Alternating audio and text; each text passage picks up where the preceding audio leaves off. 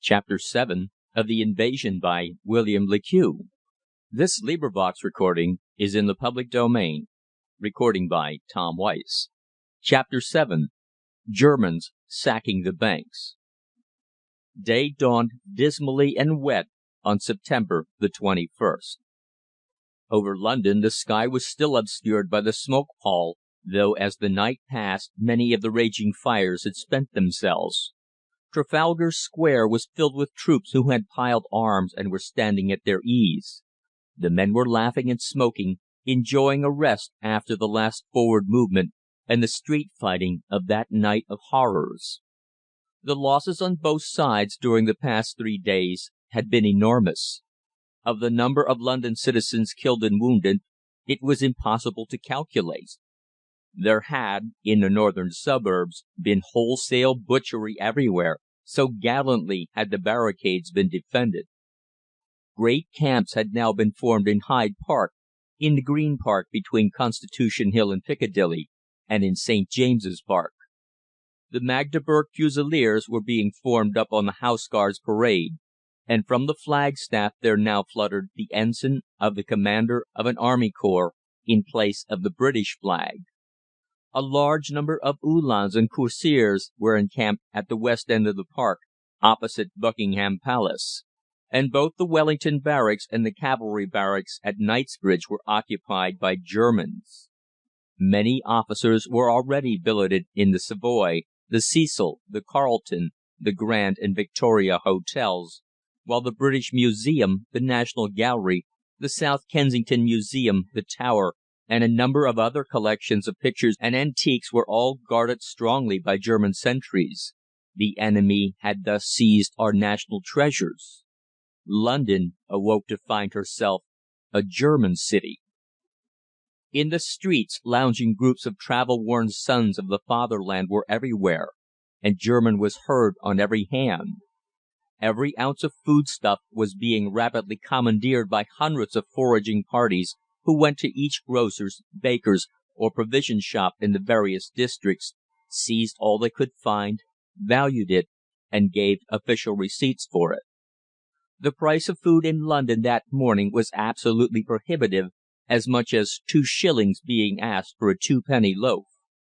The Germans had, it was afterwards discovered, been all the time, since the Sunday when they landed, running over large cargoes of supplies of all sorts to the Essex, Lincolnshire and Norfolk coasts, where they had established huge supply bases, well knowing that there was not sufficient food in the country to feed their armed hordes in addition to the population. Shops in Tottenham Court Road, Holborn, Edgware Road, Oxford Street, Camden Road and Harrow Road were systematically visited by the foraging parties, who commenced their work at dawn. Those places that were closed and their owners absent were at once broken open, and everything seized and carted to either Hyde Park or St. James's Park, for though Londoners might starve, the Kaiser's troops intended to be fed. In some cases a patriotic shopkeeper attempted to resist. Indeed, in more than one case a tradesman wilfully set his shop on fire rather than its contents should fall into the enemy's hands. In other cases, the tradesmen who received the official German receipts burned them in contempt before the officers' eyes. The guidance of these foraging parties was, in very many cases, in the hands of Germans in civilian clothes, and it was now seen how complete and helpful the enemy's system of espionage had been in London. Most of these men were Germans who, having served in the army, had come over to England and obtained employment as waiters, clerks, bakers, hairdressers, and private servants, and, being bound by their oath to the fatherland, had served their country as spies. Each man, when obeying the imperial command to join the German arms, had placed in the lapel of his coat a button of a peculiar shape, with which he had long ago been provided, and by which he was instantly recognized as a loyal subject of the Kaiser. This huge body of German soldiers, who for years had passed in England as civilians, was, of course, of enormous use to Von Kronhelm, for they acted as guides not only on the march and during the entry to London, but materially assisted in the victorious advance in the Midlands. Indeed, the Germans had for years kept a civilian army in England, and yet we had, ostrich-like, buried our heads in the sand, and refused to turn our eyes to the grave peril that had for so long threatened. Systematically the Germans were visiting every shop and warehouse in the shopping districts, and seizing everything edible they could discover. The enemy were taking the food from the mouths of the poor in East and South London, and as they went southward across the river, so the populace retired, leaving their homes at the mercy of the ruthless invader. Upon all the bridges across the Thames stood German guards, and none were allowed to cross without permits. Soon after dawn, Von Kronhelm and his staff rode down Haverstock Hill with a large body of cavalry, and made his formal entry into London, first having an interview with the Lord Mayor, and an hour afterwards establishing his headquarters at the new War Office in Whitehall, over which he hoisted his special flag as Commander-in-Chief.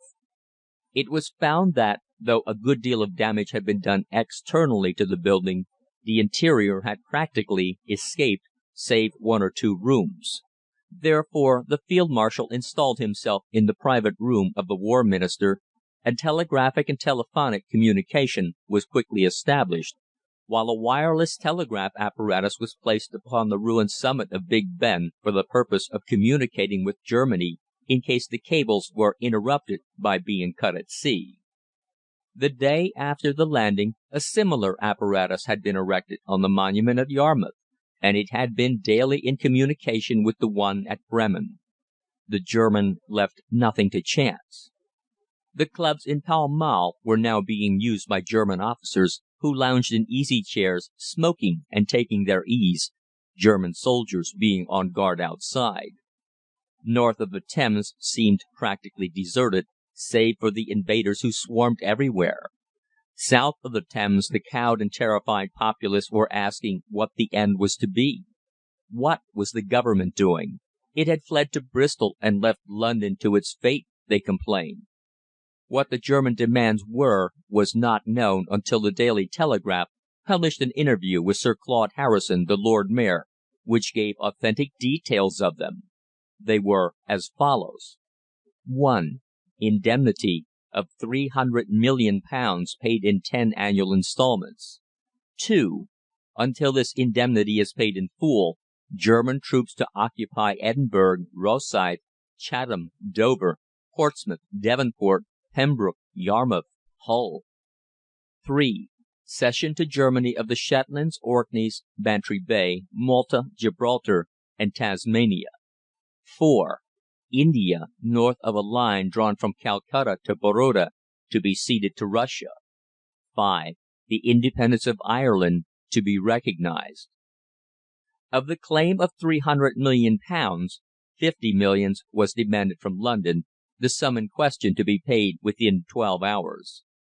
The Lord Mayor had, it appeared, sent his secretary to the Prime Minister at Bristol bearing the original document in the handwriting of Von Kronhelm. The Prime Minister had acknowledged its receipt by telegraph both to the Lord Mayor and to the German Field Marshal, but there the matter had ended. The 12 hours' grace was nearly up, and the German commander, seated in Whitehall, had received no reply. In the corner of the large, pleasant, well-carpeted room sat a German telegraph engineer with a portable instrument, in direct communication with the Emperor's private cabinet at Potsdam, and over that wire messages were continually passing and repassing. The grizzled old soldier paced the room impatiently. His Emperor had only an hour ago sent him a message of warm congratulation, and had privately informed him of the high honours he intended to bestow upon him. The German eagle was victorious, and London, the great unconquerable London, lay crushed, torn, and broken. The marble clock upon the mantelpiece shelf chimed 11 upon its silvery bells, causing Von Kronhelm to turn from the window to glance at his own watch. "Tell His Majesty it is 11 o'clock, and that there is no reply to hand," he said sharply in German to the man in uniform seated at the table in the corner. The instrument clicked rapidly, and a silence followed.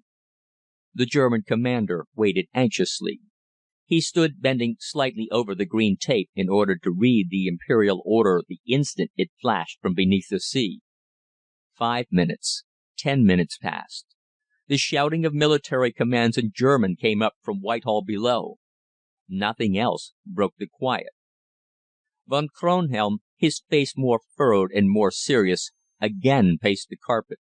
Suddenly the little instrument whirred and clicked as its thin green tape rolled out.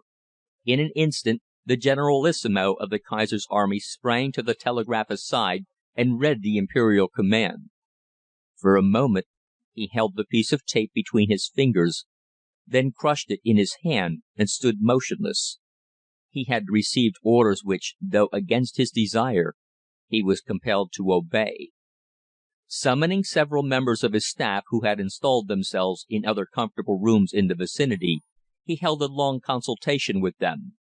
In the meantime, telegraphic dispatches were received from Sheffield, Manchester, Birmingham, and other German headquarters, all telling the same story: the complete investment and occupation of the big cities, and the pacification of the inhabitants. 1 hour's grace was, however, allowed to London till noon. Then orders were issued, bugles rang out across the parks, and in the main thoroughfares where arms were piled, causing the troops to fall in, and within a quarter of an hour large bodies of infantry and engineers were moving along the Strand in the direction of the city. At first the reason of all this was a mystery, but very shortly it was realized what was intended when a detachment of the 5th Hanover Regiment advanced to the gate of the Bank of England opposite the Exchange, and, after some difficulty, broke it open and entered, followed by some engineers of von Mirbach's division. The building was very soon occupied, and, under the direction of General von Kleppen himself, an attempt was made to open the strong rooms, wherein was stored that vast hoard of England's wealth. What actually occurred at that spot can only be imagined, as the commander of the 4th Army Corps and 1 or 2 officers and men were the only persons present. It is surmised, however, that the strength of the vaults was far greater than they had imagined, and that, though they worked for hours, all was in vain. While this was in progress, however, parties of engineers were making organized raids upon the banks in Lombard Street, Lothbury, Moorgate Street, and Broad Street, as well upon branch banks in Oxford Street, the Strand, and other places in the West End. At one bank on the left-hand side of Lombard Street, dynamite being used to force the strong room, the first bullion was seized, while at nearly all the banks sooner or later the vaults were opened, and great bags and boxes of gold coin were taken out and conveyed in carefully guarded carts to the Bank of England, now in the possession of Germany. In some banks, those of more modern construction, the greatest resistance was offered by the huge steel doors and concrete and steel walls, and other devices for security. But nothing could, alas, resist the high explosives used, and in the end breaches were made, in all cases, and wealth uncounted and untold extracted and conveyed to Threadneedle Street for safe keeping. Engineers and infantry handled those heavy boxes and those big bundles of securities gleefully, officers carefully counting each box or bag or packet as it was taken out to be carted or carried away by hand. German soldiers under guard struggled along Lothbury beneath great burdens of gold, and carts requisitioned out of the East End rumbled heavily all the afternoon, escorted by soldiers. Hammersmith, Camberwell, Hampstead, and Willesden yielded up their quota of the great wealth of London. But though soon after 4 o'clock a breach was made in the strong rooms of the Bank of England by means of explosives, nothing in the vaults was touched. The Germans simply entered there and formally took possession. The coin collected from other banks was carefully kept, each separate from another, and placed in various rooms under strong guards, for it seemed to be their intention simply to hold London's wealth as security. That afternoon very few banks, except the German ones, escaped notice. Of course there were a few small branches in the suburbs which remained unvisited, yet by 6 o'clock Von Kronhelm was in possession of enormous quantities of gold. In one or two quarters there had been opposition on the part of the armed guards established by the banks at the first news of the invasion. But any such resistance had of course been futile, and the man who had dared to fire upon the German soldiers had in every case been shot down. Thus, when darkness fell, Von Kronhelm, from the corner of his room in the War Office, was able to report to His Imperial Majesty that not only had he occupied London, but that, receiving no reply to his demand for indemnity, he had sacked it and taken possession not only of the Bank of England, but of the cash deposits in most of the other banks in the metropolis. That night the evening papers described the wild happenings of the afternoon, and London saw herself not only shattered but ruined. The frightened populace across the river stood breathless. What was now to happen?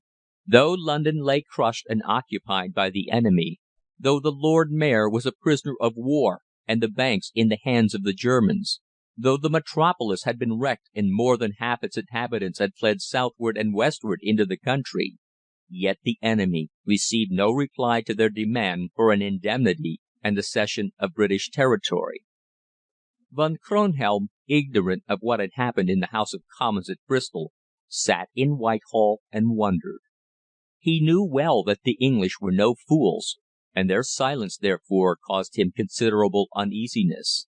He had lost in the various engagements over 50,000 men, yet nearly 200,000 still remained. His army of invasion was a no mean responsibility, especially when at any moment the British might regain command of the sea. His supplies and reinforcements would then be at once cut off. It was impossible for him to live upon the country, and his food bases in Suffolk and Essex were not sufficiently extensive to enable him to make a prolonged campaign. Indeed, the whole scheme of operations which had been so long discussed and perfected in secret in Berlin was more of the nature of a raid than a prolonged siege. City of London. Citizens of London. We, the General commanding the German Imperial Army occupying London, give notice that 1. The state of war and siege continues to exist, and all categories of crime, more especially the contravention of all orders already issued, will be judged by councils of war and punished in conformity with martial law. 2. The inhabitants of London and its suburbs are ordered to instantly deliver up all arms and ammunition of whatever kind they possess.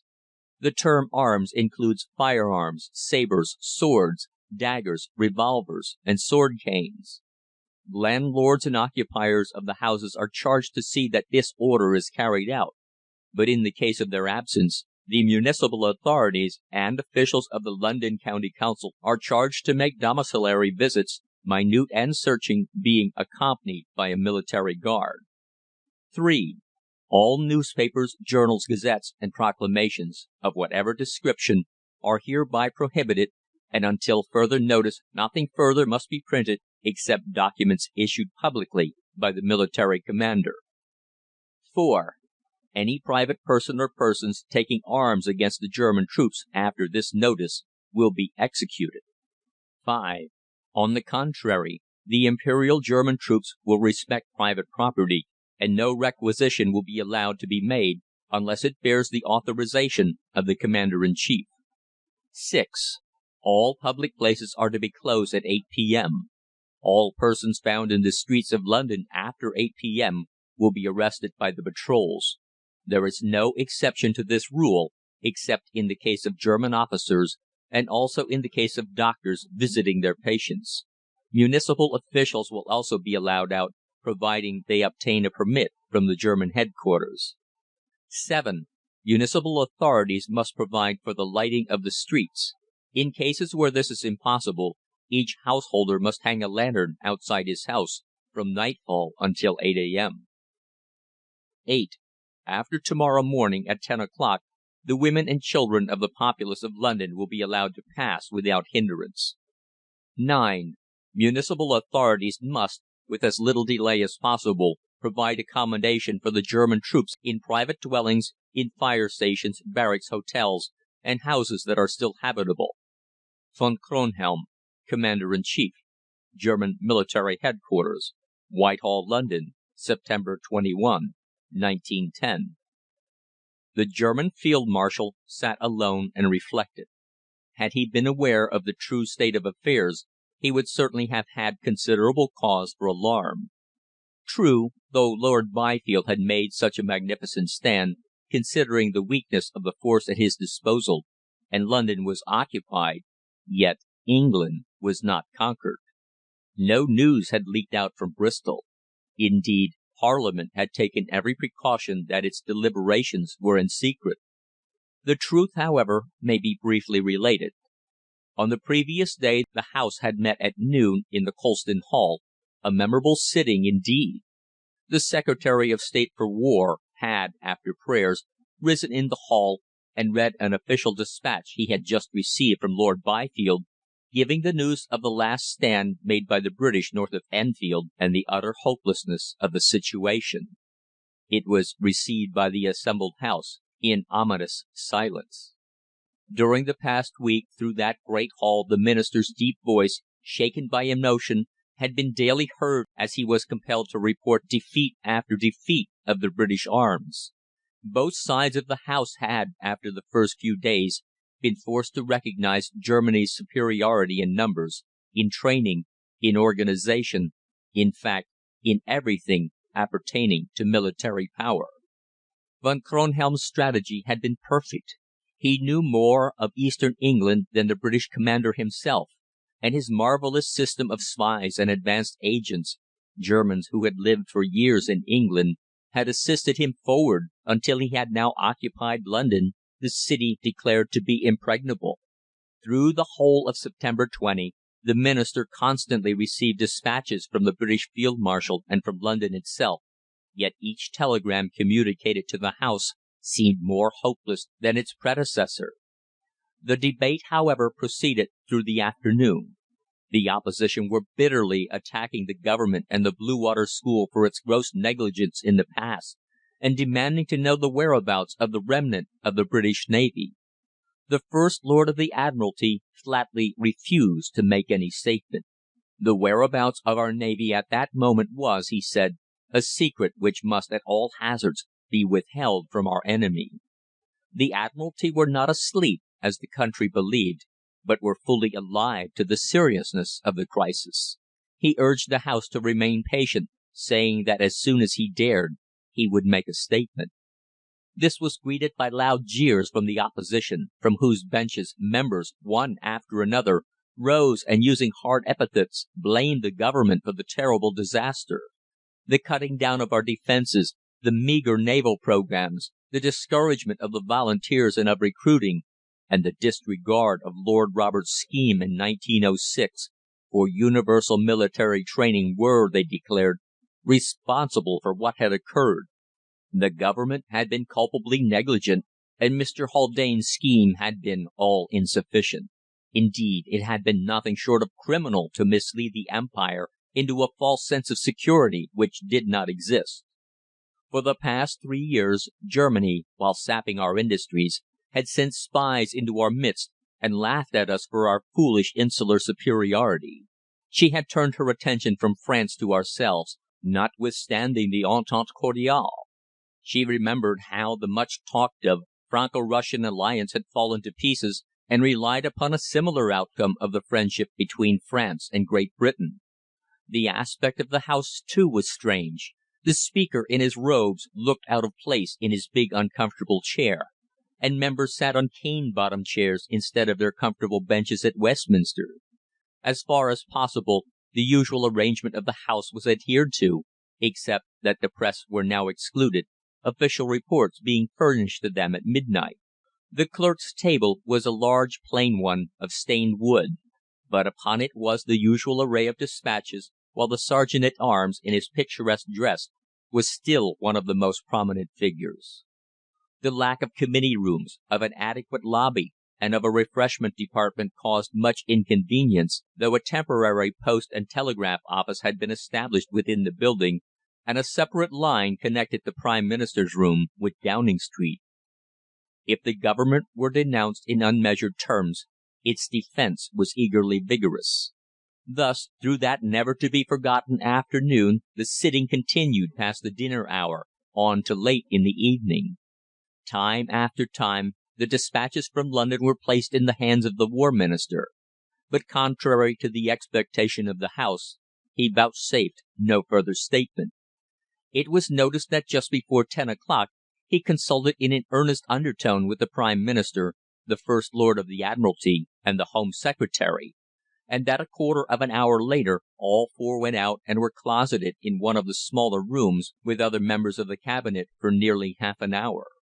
Then the Secretary of State for War re-entered the House, and resumed his seat in silence. A few minutes afterwards Mr. Thomas Askern, member of one of the metropolitan boroughs, and a well-known newspaper proprietor, who had himself received several private despatches, rose and received leave to put a question to the War Minister. "I would like to ask the Right Honourable the Secretary of State for War," he said, "whether it is not a fact that soon after noon to day the enemy, having moved his heavy artillery to certain positions commanding North London, and finding the capital strongly barricaded, proceeded to bombard it. Whether that bombardment, according to the latest despatches, is not still continuing at this moment. Whether it is not a fact that enormous damage has already been done to many of the principal buildings of the metropolis, including the Government offices at Whitehall, and whether great loss of life has not been occasioned." The question produced the utmost sensation. The House, during the whole afternoon, had been in breathless anxiety as to what was actually happening in London, but the Government held the telegraphs and telephone, and the only private despatches that had come to Bristol were the two received by some roundabout route, known only to the ingenious journalists who had despatched them. Indeed, the despatches had been conveyed the greater portion of the way by motor car. A complete silence fell.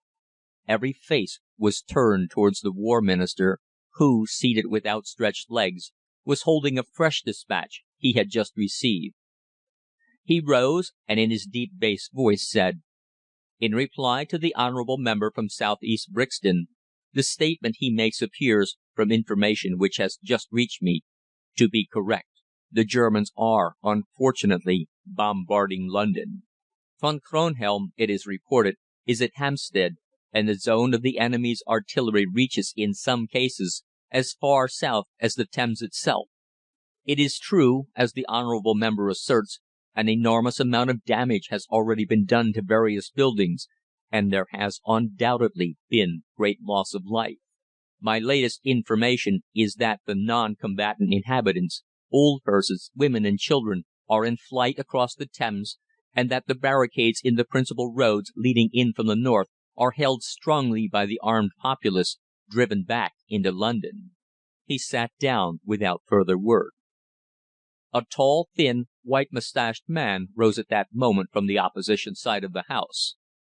Colonel Farquhar, late of the Royal Marines, was a well-known military critic, and represented West Bude. "And this," he said, "is the only hope of England?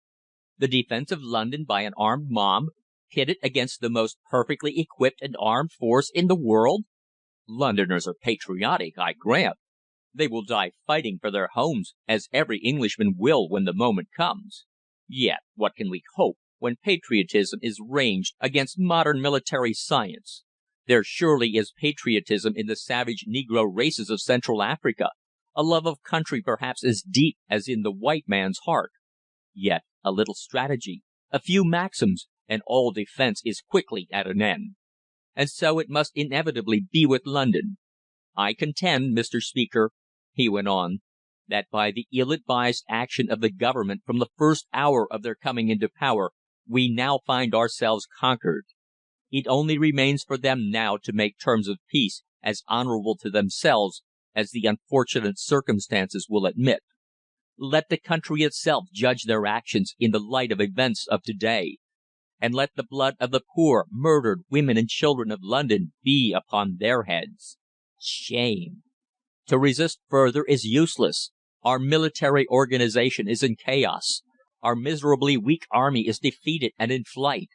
I declare to this House that we should sue at this very moment for peace, A dishonourable peace though it be, but the bitter truth is too plain. England is conquered." As he sat down among the hear-hears, and the loud applause of the Opposition, there rose a keen-faced, dark-haired, clean-shaven man of 37 or so. He was Gerald Graham, younger son of an aristocratic house, the Yorkshire Grahams, who sat for North East Rutland.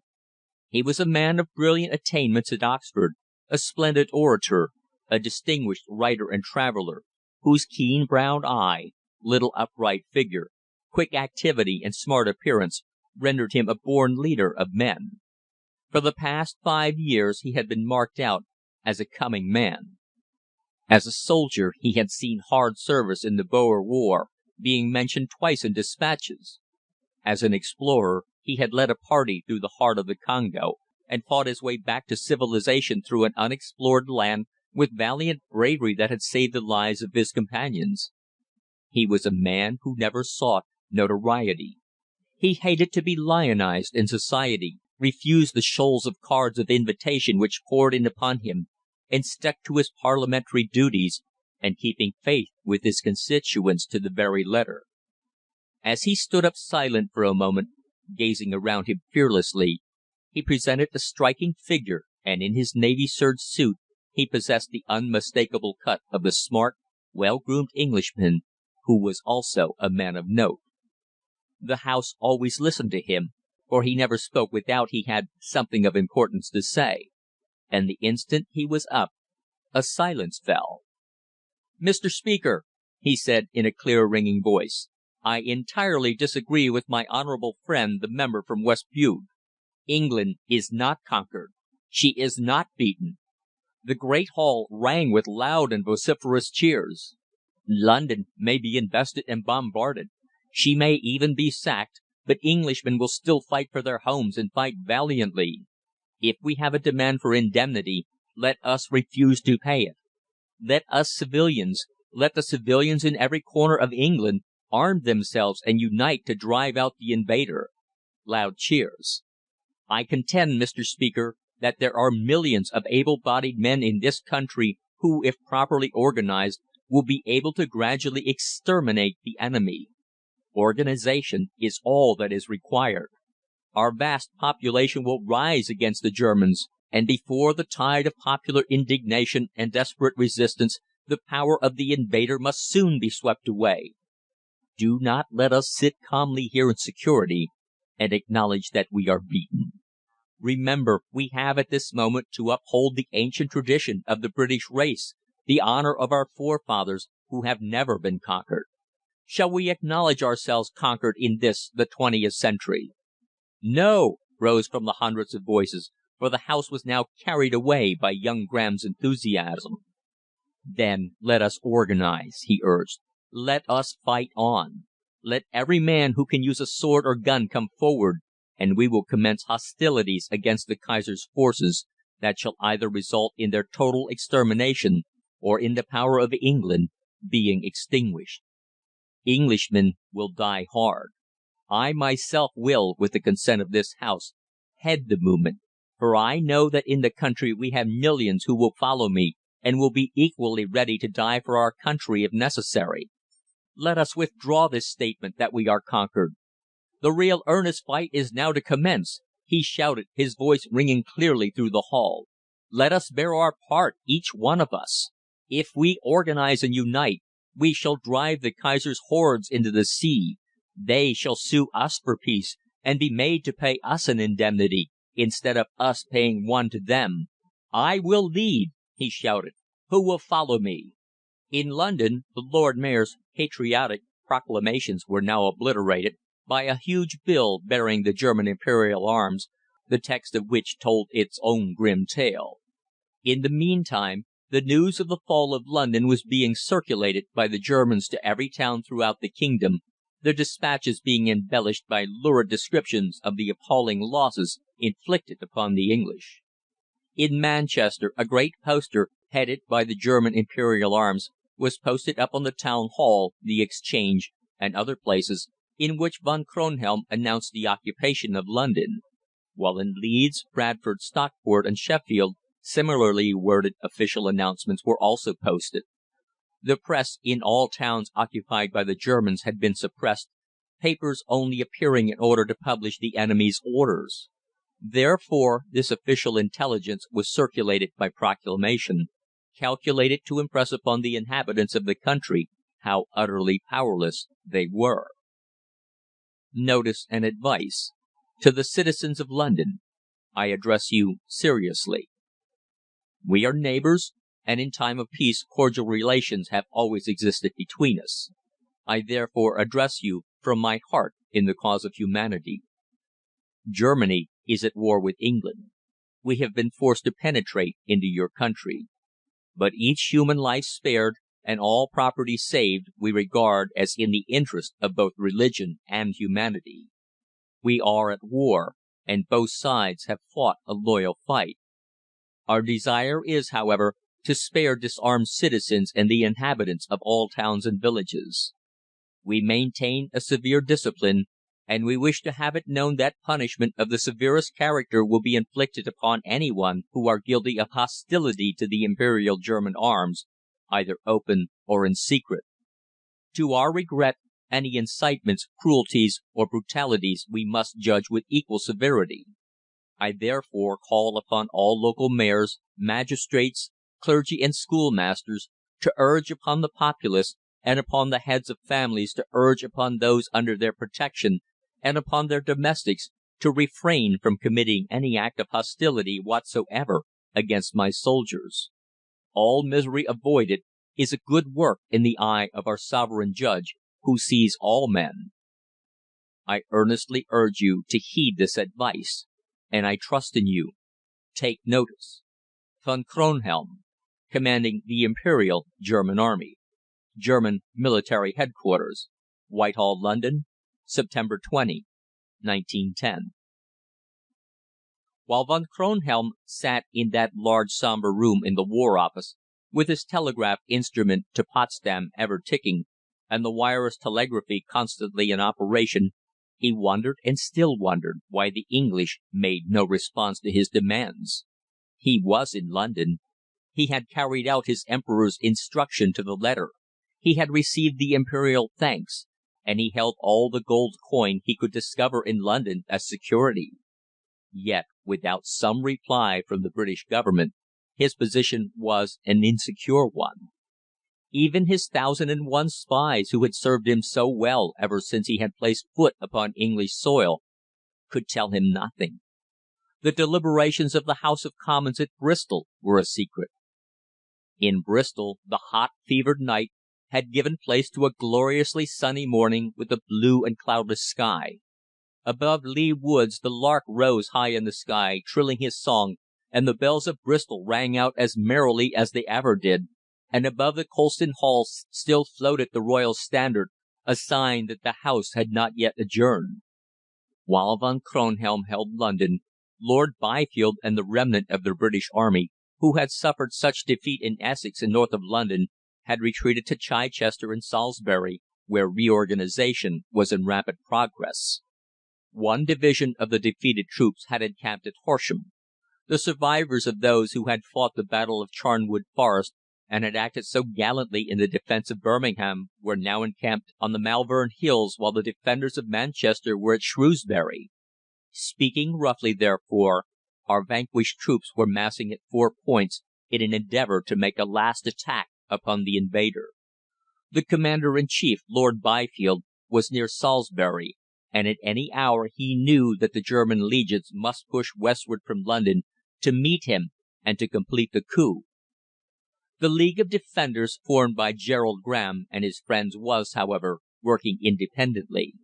The wealthier classes who, driven out of London, were now living in cottages and tents in various parts of Berks, Wilts, and Hants, worked unceasingly on behalf of the League, while into Plymouth, Exmouth, Swanage, Bristol, and Southampton more than one ship had already managed to enter, laden with arms and ammunition of all kinds, sent across by the agents of the League in France.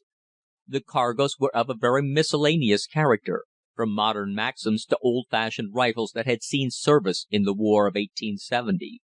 There were hundreds of modern rifles, sporting guns, revolvers, swords, in fact, every weapon imaginable, modern and old fashioned.